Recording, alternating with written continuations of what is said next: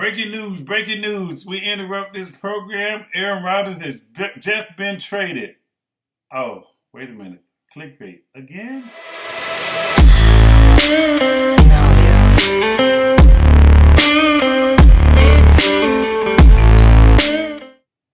Hello, everyone. Welcome back to the channel. I hope you guys are having a great day.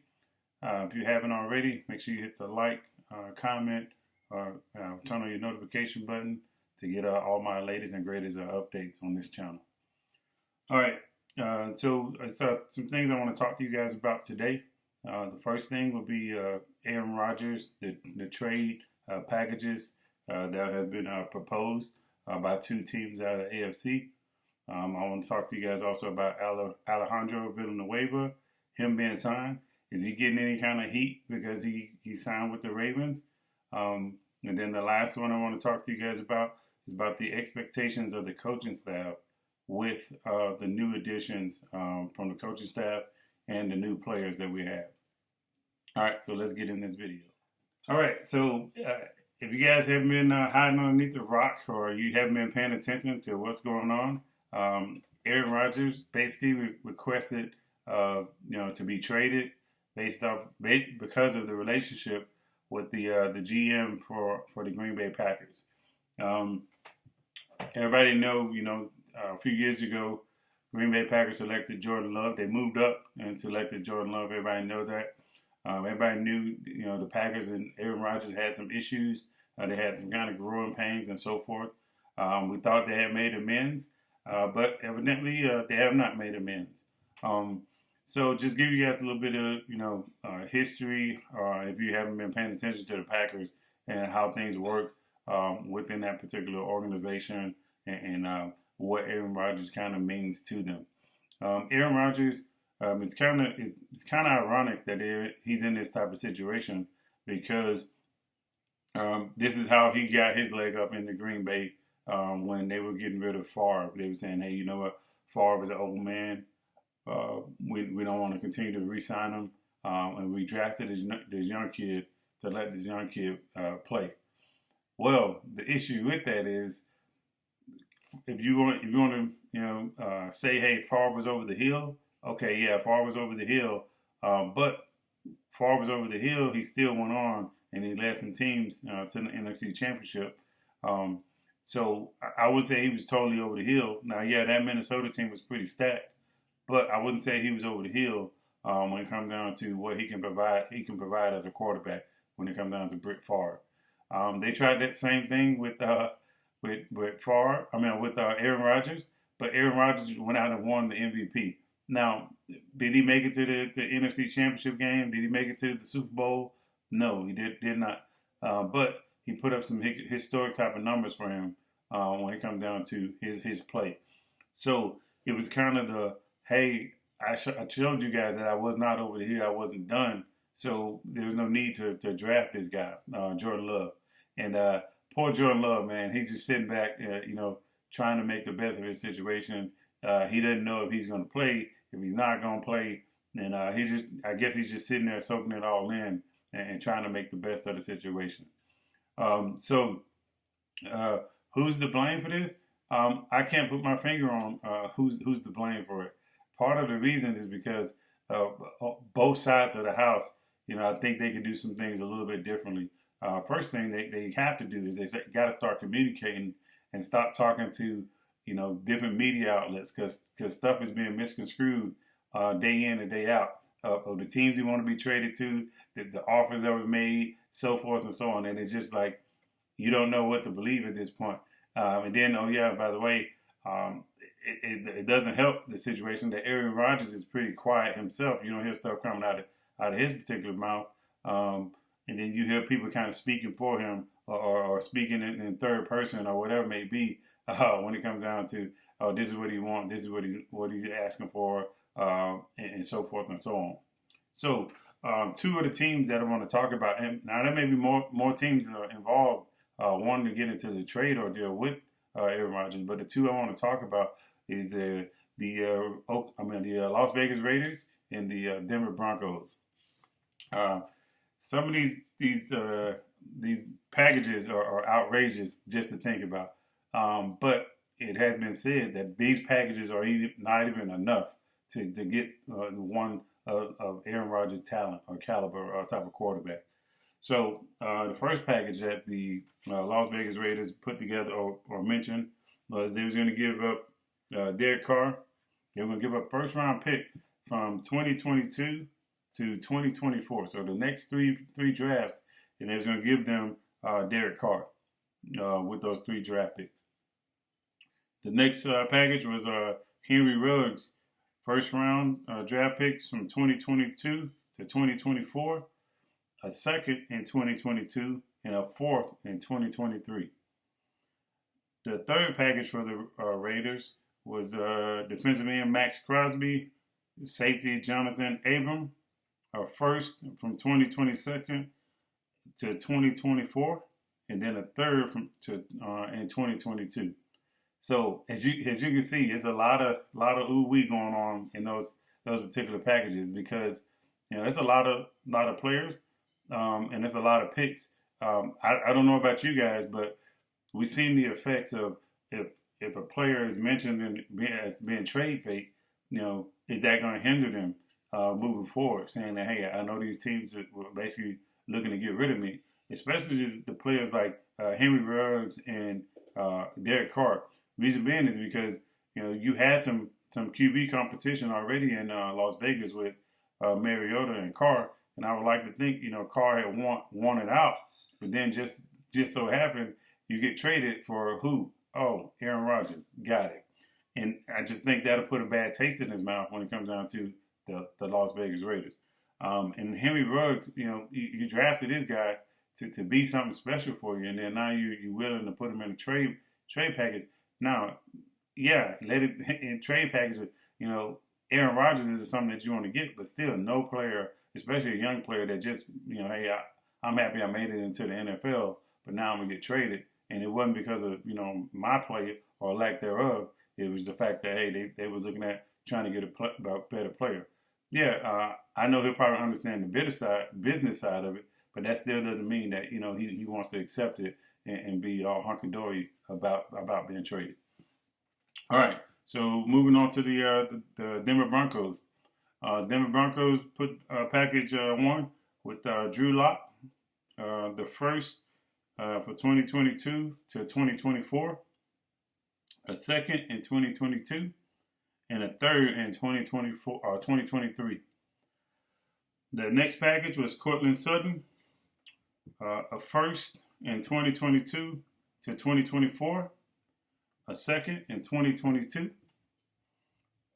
The third package was guard Graham Glasgow, a first from 2022 to 2024, a second in 2022, and a second in 2023. The last package was Von Miller. They were going to get a first from 2022 to 2024, a second in 2022, and a fifth in 2023. Now, out of all the packages that I see that I would like, based off of what Green Bay Packers are, Von Miller would probably be the most enticing for me, the Von Miller trade. The reason being is because if they continue to have the defense that they have, giving them that pass rusher, mind you, he's a little bit older, but still, you pair him up with the Smith and Smith brothers, and then you put somebody like Von Miller there to kind of help take the pressure off the other two guys. I just think this would be a nightmare for offensive linemen, basically trying to block or contain all 3 of them. And it doesn't matter who their defensive tackles are at this point. If you have all those guys that you got to try and block, and if you're able to get anything out of them guys, and then you sprinkle in Rashawn Gary, who's starting to come along. I don't know if he's still injured or not, but if he's starting to come along and he picks up where he left off, now you're talking about a formidable pass rush in that front 7. So out of all those packages, like I said, the Von Miller one is more enticing to me. Will they do it? Don't know. Have no idea. Because at the end of the day, too, it doesn't really matter about the player. It's a matter about the money and the cap room that you're going to have. Are you going to be able to take on an Aaron Rodgers contract, even if it's just for this 1 year rental? Would you be able to do it? And if you do it, how much of a hole are you going to put yourself in? Because in fact, if he is a 1 year rental, now you're talking about you giving away your first pick for the next 3 years. That's huge just to think about. And keep in mind, it was being said that this wasn't enough. Some people were saying this, those 3 first round picks, were not enough to get somebody like a Aaron Rodgers, a type of caliber player, which is crazy just to think about. All right, so as you guys have been paying attention, the Ravens did sign Alejandro Villanueva. They signed him for 2 years, $14 million. And it was some mixed feelings amongst the Ravens fan base that some of the groups I'm in on Facebook. Some people liked it, some people didn't like it. Some people saying we overpaid, so forth and so on. Well, to the people that overpaid, you have tackles out there right now around the same age as him that are on $64 million contracts. $64 million contract. On average, it's $16 million a year on average, even for his age as well. So you say we're overpaying. I would like for you to step out front and please let me know how do you feel it was an overpay because of where he's at in his career and what he's able to do ability-wise. I don't think we overpaid, especially because before he didn't re-sign, he was on an off-season prediction to get the franchise tag from the Pittsburgh Steelers. That franchise tag was going to be in excess of $13 million plus of what he was going to get on the franchise tag, based off his age and the position that he played. So with that being said, you saying, hey, okay, we overpaid. I don't really think we overpaid. I think we kind of knew what we were doing. Hey, give him a little bit of money up front with the guaranteed, and then by the way, if we don't want to keep that contract, we can turn around and we can release him and let it be that. But I think he's going to be a great addition to this team. You look at some of the PFF grades, NFL.com grades, and so forth. Some of them have him. Hey, he's been around the same type of player as Orlando Brown Jr. All that I still throw all that out the window because at the end of the day, it's all about chemistry and what you can bring to the team. Or you're going to bring the intensity to maximize your potential on this team. The other thing is the style that we're going to ask for him. Is it going to be, mostly passing downs? Is it going to be mostly running downs? Are we going to run to his side? Are we going to, mostly pass on his side? That's the thing that none of us as a casual fan know when it comes down to how Roman sets up the playbook. Are they going to, trust him to say, hey, okay, look, when we're going to go pass, we know for a fact that we got a little bit more stability over here on our Big V side versus the other side. Is it going to be even kill? No, nobody knows. Nobody knows that until they lace up the pads, and then we start to see stuff start to shake out after training camp. All right. The last thing I want to talk about with Villanueva, a lot of people saying he's old. He's been in the league less than 10 years. Less than 10 years. I don't know if people remember this. He was in the military. He was in the Army for most of his 20s. He came in the league at, I want to say he was 26. So he's 32 now. So he's only been in the league 6 years. If 6 years is old for a lineman, man, I really haven't been watching the NFL whatsoever. Now, if you say 6 years, maybe a running back, potentially, maybe, okay, yeah, maybe a running back could be considered starting to get old or already old after 6 years of doing it. Not offensive tackle. Offensive tackles, they can play, high 30s, maybe into their 40s. Matter of fact, I think the Rams have a player that's 39 or maybe even 40, offensive lineman. I think it's Andrew Whitworth, who, by the way, is a pretty good lineman as well. All right, so the last thing I want to talk about now is the Raven coaching staff. Raven coaching staff, we got some new assistants, as you guys didn't know. The new assistants are, some of them are just, hey, they're going to be people that are right hand to some of the coordinators. and some of them are going to be the ones that come in and have a vital role in the development of our players. The four new assistants that I want to talk about, or I want to highlight two of them. The other two I want to talk about, what they're going to be doing. So Jason Brooks, defensive line coach. Jay Peterson, linebacker coach, assistant linebacker coach. He basically played with Harbaugh. So he's one of those people that, hey, if something goes wrong, maybe Harbaugh know how to approach him and say, hey, look, this is what we're doing. Same thing, vice versa. If Wink is demanding something of him, he can go to talk to, hey, Harbaugh, look, this is what we're looking for to get. Can this guy do this, or can this guy not do this? Because at the end of the day, yeah, we're expecting a linebacker coach or a defensive line coach to be tip top and so forth and so on. But that is so far from the case, so far from the truth, because we know coaches do struggle, even at the professional level, when it comes down to game planning and even adjusting on the fly. Everybody know we've had our fair share of offenses taking advantage of the Ravens defense because we haven't been able to adjust as fast as we need to. So if these guys have those particular type of capabilities, this would kind of smooth the process along the way. So we do need to adjust, whether it be, hey, they're trying to attack our linebackers on this particular side. How do we fix that? Okay, this is how you fix it. And they're able to adjust it into where now, hey, everything marries up and we don't really deviate from the total defensive plan or even offensive plan.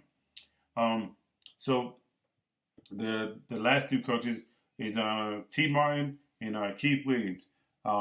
T. Martin, he's not new to coaching. I don't remember he was new to the NFL, but he's been a wide receiver coach. He's most notable for being the Tennessee Volunteer quarterback, and I believe they went to the national championship, and I think they won right after I think Peyton Manning left.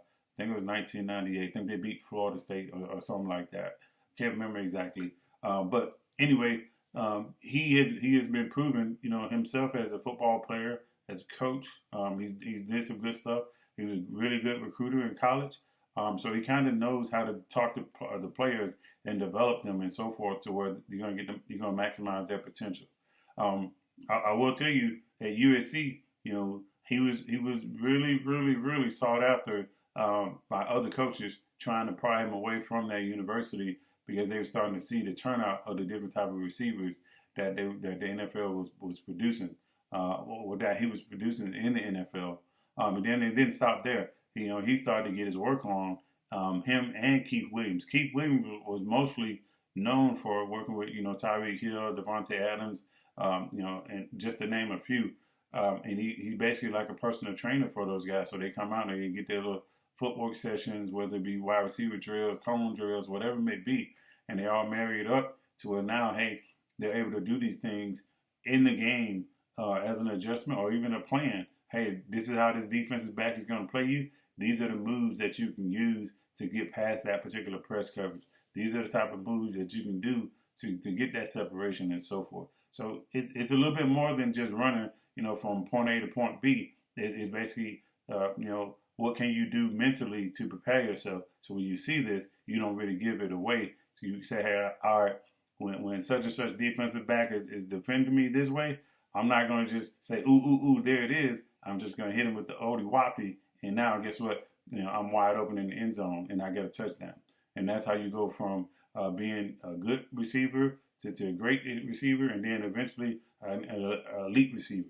So Keith Williams, if Greg Roman listened to these guys and allow these guys to make adjustments as they see fit, whether it be, hey, we run a route a certain way versus what we've been running, is there's a certain thing that we're going to do when it comes down to chemistry within the quarterback, or we're going to practice more back shoulder throws, all those type of things. It may not be any of those that I just mentioned, but is he going to give them the opportunity to put their influence on the playbook as well as how the receivers prepare and so forth and so on. Okay, so be sure if you got any questions about any of this stuff that I talked about in this video, be sure to drop your comment below, and I'll try and answer them.